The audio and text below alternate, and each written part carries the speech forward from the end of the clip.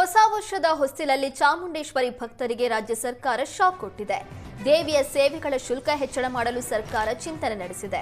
ವಿಶೇಷ ಪೂಜೆಗಳು, ಪಲ್ಲಕ್ಕಿ ಉತ್ಸವಗಳು, ಹೋಮಗಳು, ಅರ್ಚನೆಗಳು, ಲಾಡು ಸೇರಿ ವಿವಿಧ ದರಗಳ ಪರಿಷ್ಕರಣೆಗೆ ಮುಂದಾಗಿದೆ. ಚಾಮುಂಡೇಶ್ವರಿ ಅಭಿವೃದ್ಧಿ ಪ್ರಾಧಿಕಾರದಿಂದ ಅಧಿಕೃತ ಮುದ್ರೆ ಬಿದ್ದ ಬಳಿಕ ಹೊಸ ದರ ಜಾರಿಯಾಗಲಿದೆ.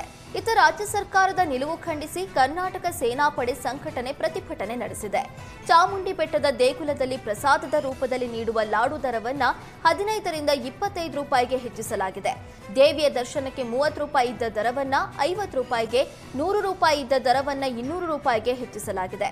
ಅಲ್ಲದೆ ಬೆಟ್ಟದಲ್ಲಿ ಊಟ ಪ್ರಸಾದದ ವ್ಯವಸ್ಥೆಯೂ ಸರಿಯಾಗಿಲ್ಲ ಅಂತ ಭಕ್ತಾದಿಗಳು ಆಕ್ರೋಶ ವ್ಯಕ್ತಪಡಿಸಿದ್ದಾರೆ.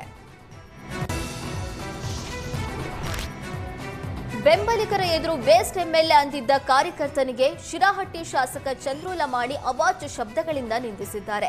ಬಿಜೆಪಿ ಕಾರ್ಯಕರ್ತ ನಾಮದೇವ ಮಾಂಡ್ರೆಗೆ ಕರೆ ಮಾಡಿ ಧಮಕಿ ಹಾಕಿದ್ದಾರೆ. ಐಬಿಗೆ ಬಾ ಮಾತಾಡಬೇಕು ಅಂತ ಏರು ಧ್ವನಿಯಲ್ಲಿ ಎಂಎಲ್ಎ ಚಂದ್ರು ಲಮಾಣಿ ಆವಾಜ್ ಹಾಕಿದ್ದಾರೆ. ಈ ಹಿಂದೆ ಕೇಸ್ ಆದಾಗ ನನಗೆ ಹೆಲ್ಪ್ ಮಾಡಿಲ್ಲ ಅಂತ ಆರೋಪ ಮಾಡಿದ್ನಂತೆ. ಜಾತಿ ನಿಂದನೆ ಕೇಸು ವಿಷಯವಾಗಿ ಸಹಾಯ ಮಾಡಿಲ್ಲ ಅಂತ ಆಕ್ರೋಶ ಹೊರಹಾಕಿದ್ದ. ಸಣ್ಣ ವಿಷಯ ದೊಡ್ಡದ್ ಮಾಡಬೇಡಿ ಅಂದ್ರೂ ಶಾಸಕರು ಧಮಕಿ ಹಾಕಿದ್ದಾರೆ.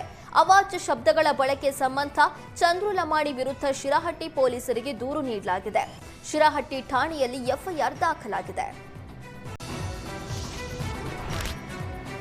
ಮೈಸೂರು ಅರಮನೆಯ ಮುಖ್ಯದ್ವಾರದ ಮೇಲ್ಛಾವಣಿ ಕುಸಿದಿದೆ. ವರಾಹ ದ್ವಾರದ ಬಳಿ ಕುಸಿದಿದ್ದು ಪ್ರವಾಸಿಗರ ಓಡಾಟ ಕಡಿಮೆ ಇದ್ದಿದ್ದರಿಂದ ಅನಾಹುತ ತಪ್ಪಿದೆ. ಮೇಲ್ಛಾವಣಿ ಕೆಳಗೆ ಸಿಬ್ಬಂದಿ ಬೈಕ್ ನಿಲ್ಲಿಸಿದ್ದು ಅದರ ಮೇಲೆ ಬಿದ್ದಿದೆ. ಇತ್ತ ಸಾರ್ವಜನಿಕರು ಅರಮನೆ ನಿರ್ವಹಣೆ ದಿನದಿಂದ ದಿನಕ್ಕೆ ಕ್ಷೀಣಿಸ್ತಾ ಇದೆ ಅಂತ ಆಕ್ರೋಶ ವ್ಯಕ್ತಪಡಿಸಿದ್ದಾರೆ.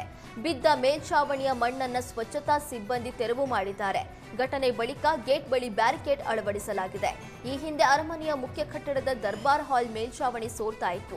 ಮಳೆ ನೀರಿನ ರಕ್ಷಣೆಗಾಗಿ ಮೇಲ್ಛಾವಣಿಗೆ ಟಾರ್ಪಲ್ ಹೊದಿಕೆ ಮಾಡಲಾಗಿತ್ತು. ಈಗ ವರಾಹ ದ್ವಾರದ ಬಳಿ ಮೇಲ್ಛಾವಣಿ ಕುಸಿತಗೊಂಡಿರೋದು ನಿರ್ವಹಣೆ ಕೊರತೆ ಕಾಣ್ತಾ ಇದೆ.